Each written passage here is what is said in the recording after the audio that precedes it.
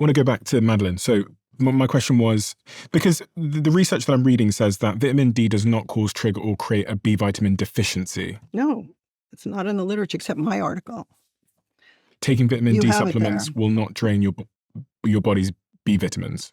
Let me read my title. Vitamin D deficiency changes the intestinal microbiome, reducing B vitamin production in the gut. The resulting lack of pantothenic acid adversely affects the immune system, producing a pro-inflammatory state associated with atherosclerosis and autoimmunity.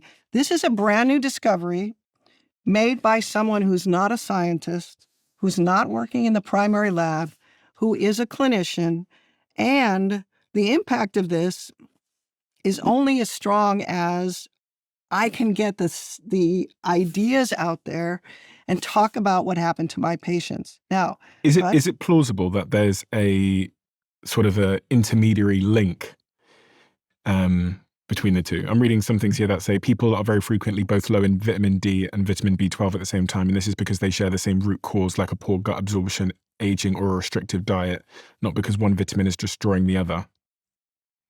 That's what we've been told. We've also been told that old people don't need as much sleep and that old people get a bad gut as they get old. It is my belief now that there is an absolute link between the production of D, and I don't have the articles for this, even though this is dogma at the moment, that our production of vitamin D goes down as we get older. Mm-hmm. So if you look back to that person who was 75, who didn't get sick until they were 75, their skin production, even though they're still out there with their truck farm and still raising their own food, their skin production rate of vitamin D goes down. And this is probably true for every animal. And then as their D goes low, they lose their microbiome. And then they die of one of the multiple diseases that are linked to this multiple deficiency state. It's a different lens to look through that says there is actually a system that allowed us to live without medical problems that weren't either related to epidemics of childhood illness or starving to death. And as long as we had good diets, you can actually look at 1945 to about 1985 and say, what was the ideal for the humans that lived rurally in the United States? Did they live to be 75 years old and then get diseases? So it's my claim that those people didn't go to the doctor because there weren't any around them. And then things started to happen to them. And instead of looking at it through the lens of this disease means this drug, that instead we say we should be preventing this by paying attention to what vitamin D does in the body and what the Bs do in the body. And ultimately, that is linked to most of our diseases. Okay, so I'll read the conclusion of your study here, which was published in 2016. I hypothesize, and it's important to say this is a hypothesis, that the parallel epidemics of abnormal sleep and abnormal intestinal microbiome are linked to one another through vitamin D deficiency. Proper supplementation doses of vitamin D plus all 8 B vitamins appears to return the intestinal microbiome to normal in 3 months. Reinstating the normal microbiome not only treats IBS symptoms, it returns the supply of vitamin Bs to their natural daily doses. The B vitamins are neither good for us nor unnecessary. They are good for the person who needs them, and only until the normal source picks up again. Both sleep disruption and pain can be caused by large doses of B vitamins once the intestinal microbiome has returned to normal. The B vitamins are very biologically intertwined, both in their intestinal production and cellular use. This suggests that B vitamins, aside from B12, were not meant to be used individually, and returning to restorative sleep with normal supply of the building blocks of cellular repair has the potential to repair the pro-inflammatory state seen in association with atherosclerosis, as well as the hyperandrogenic state associated with hypertension, heart disease, and stroke. It appears that given the proper essential elements for normal sleep, the body is designed to repair every physical injury that occurs during normal daily use and may even retain a memory of long deferred repairs. So essentially you're saying that if you can return the body's vitamin D and B levels to normal, then the body will kick back up and start producing the everything it needs. Yes. But I guess the scientific consensus at the moment is saying that there's not a link between vitamin D and a vitamin B. Well, it's saying that vitamin D does not cause a vitamin B deficiency. Correct.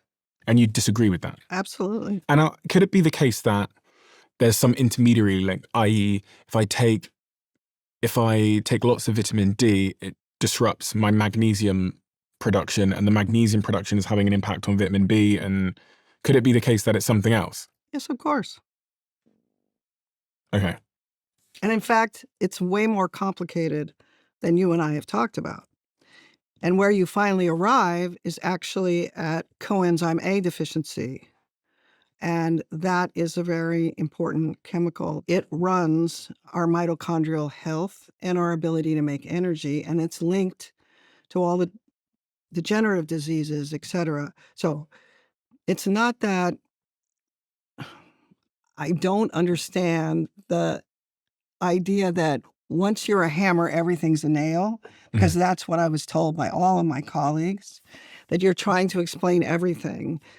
It's that I saw Madeline go back to work, and we haven't even talked about what happened to Natalie. What happened to Natalie? Natalie got better, and actually... How? She, first with the D, like most of the patients, she started to sleep better, but at the end of 2 years, she stopped sleeping better. She actually lost weight, which was the case with several of the women that were postpartum who had complained about that.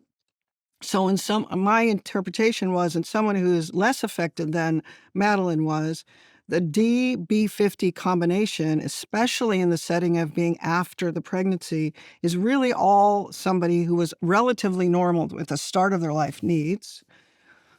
And then she got better.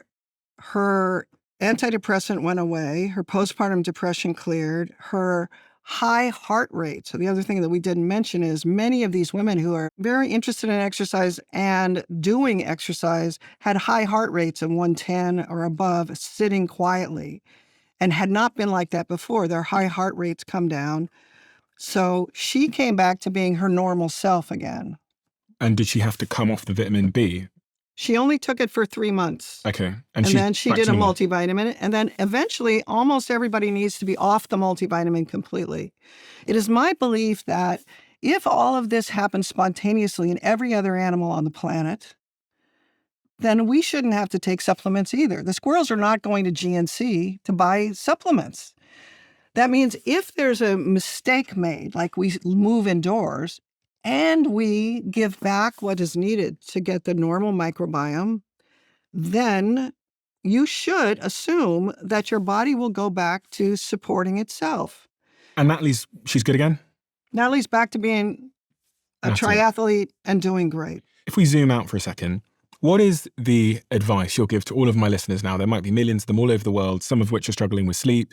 Some of them just want to, optimize their sleep a little bit. What is their overarching advice, the thing that all of them could do to make sure they sleep better, in your view? 1, do the behavioral and cognitive stuff first. Make the blanket curtains, do the whole thing. If you haven't done that with the eye cover, then go ahead and do that. And if that's all you need, do not mess around with supplements.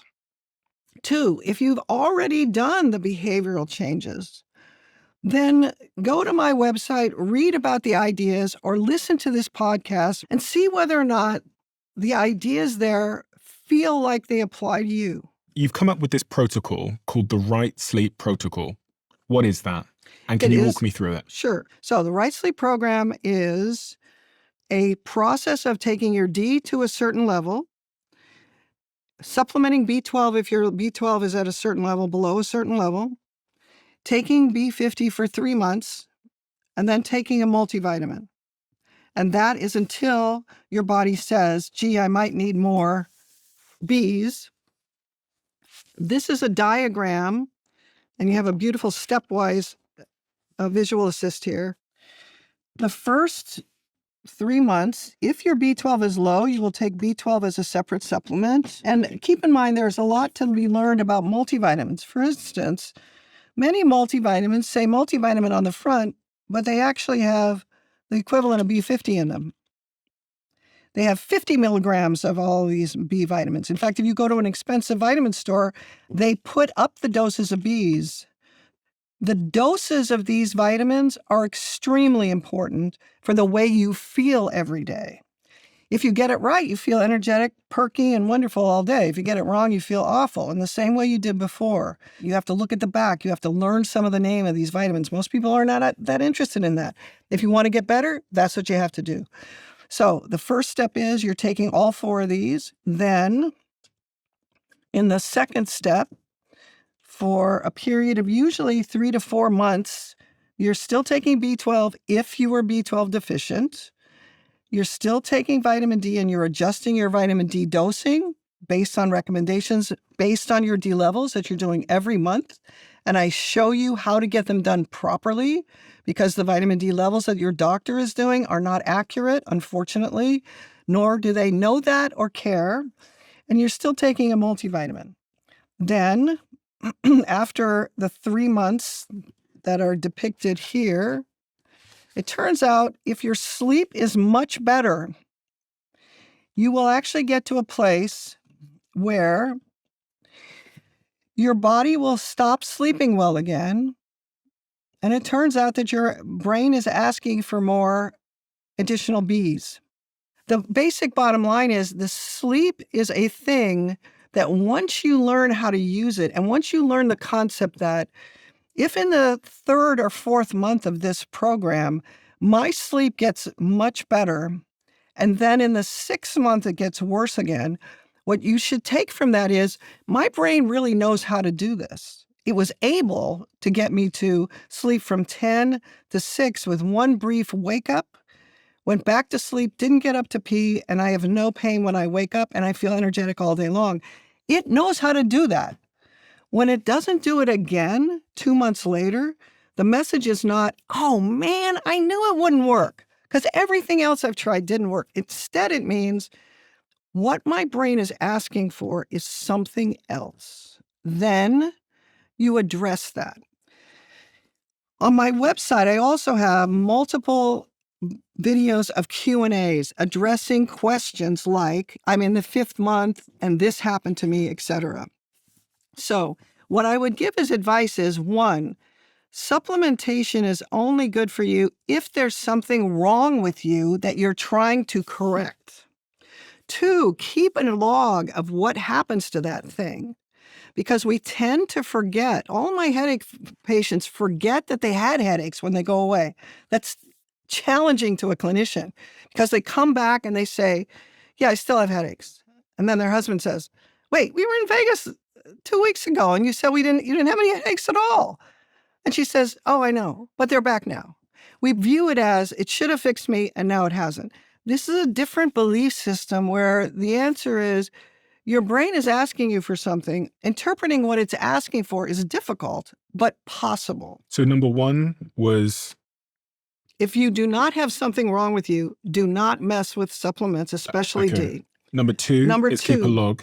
Read more, think about it. Think about it a little bit. Think about whether or not there are things that are bothering you. Okay, number 3. Number 3 is if there's something bothering you, then decide you're actually going to take some time and you're going to learn about a system which allows you to give supplements that lets your body be fully replete, which means fills up all the deficiencies, and that your final outcome will be great sleep, great repair, and you will be doing things that will allow your body to prevent degenerative illness. Why don't I just, instead of taking supplements or be this, be that, be the other, D, whatever, why don't I just go outside in the sun and have a better diet? I think that's a great question. And here's the problem. So I've got all these things, these wonderful things here. I've got some kimchi, which is good for the gut microbiome, I've heard. I've got kombucha. I've got some yogurt thing here. I can't even pronounce that. Sauerkraut. And I've got some kefir. Why don't I just have all this stuff, which is great for my gut microbiome, and then go outside and spend the morning in the sunshine, getting up, improving my vitamin D levels. Presumably this is going to help my gut, and the sunshine is going to help my vitamin D. Voila. I think you could actually do that. If Okay. there's not much wrong with you, I think that's the better path, frankly. Supplementing with vitamin D is not the same as being outdoors. Okay, It is explain that not to me. the same. What do you mean it's not the same? How is it different? Because my doctor did a blood test recently, and I did 2 blood tests, one at Nico Health, hashtag investor, Nico Health, and the Nico Health test that I did said I was vitamin D deficient, which doesn't surprise me because I live in this dark bunker. I never leave the driver's seat studio. People just walk in and I live in here and I eat in here and But I am vitamin D deficient, it said. So I went to the store and I just started taking vitamin D. I assume that's fixed it. Why is vitamin D supplementation different from being out in the sun? There is a lot of literature by a gal named Stephanie Seneff, who says that the vitamin D that we make on our skin is sulfated, which is different than the vitamin D we're taking as supplemented, and it has a different behavior in the body. Number 2, it turns out there's a lot of literature that shows that vitamin D is not the only thing made by UVB hitting your skin, and what it's hitting is cholesterol.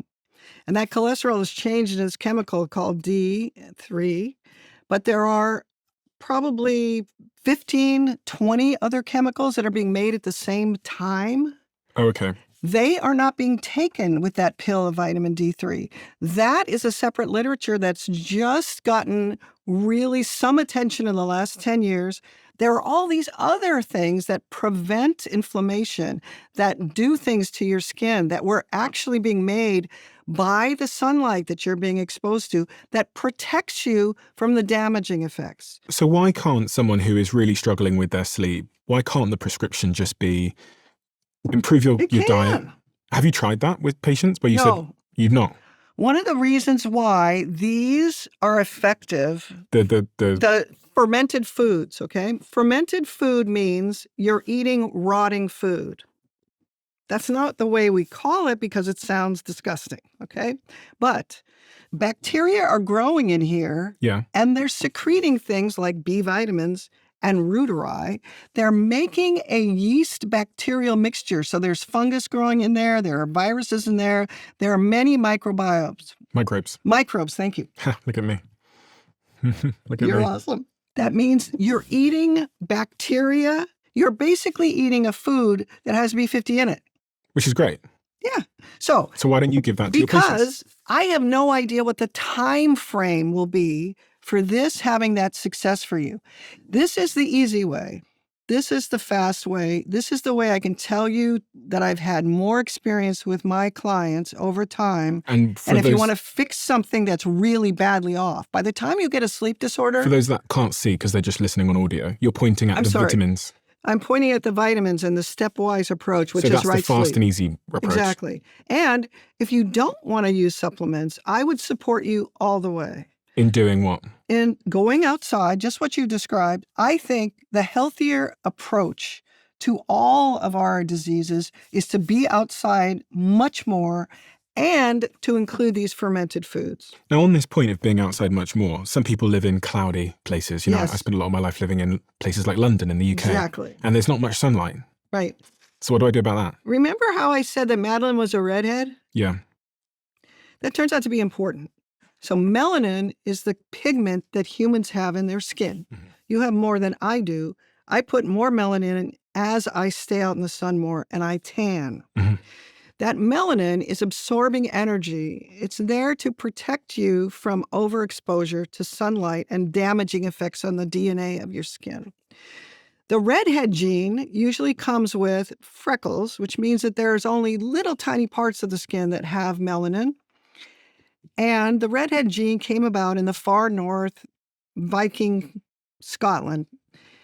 And those places don't get much sunlight. That means it cleared out the blocker of the thing that collected that energy and allowed people who lived in very overcast environments to make D because the melanin didn't block the conversion to vitamin D and all these other things that it does. So redheads actually have a bit of a superpower when it comes to their relationship with the sunshine.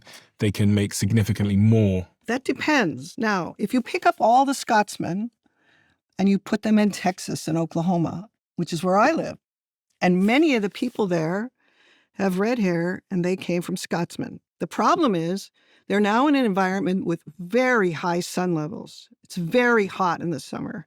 And they cannot tolerate the level of sun. That means if you get to a point on the world where you pick up big populations and you move them into another weather type, they have not had enough time to adapt. There are things about melanin amounts and our survival that make a difference. So I still recommend that supplementing with D is not the whole answer. Supplementation in and of itself is not what we want. What we want is our kids to be outside much more. There are now new learning environments for kids where they're out in the forest, where they're not enclosed in schoolrooms. If you love the Diary of a CEO brand and you watch this channel, please do me a huge favor. Become part of the 15% of the viewers on this channel that have hit the subscribe button. It helps us tremendously, and the bigger the channel gets, the bigger the guests.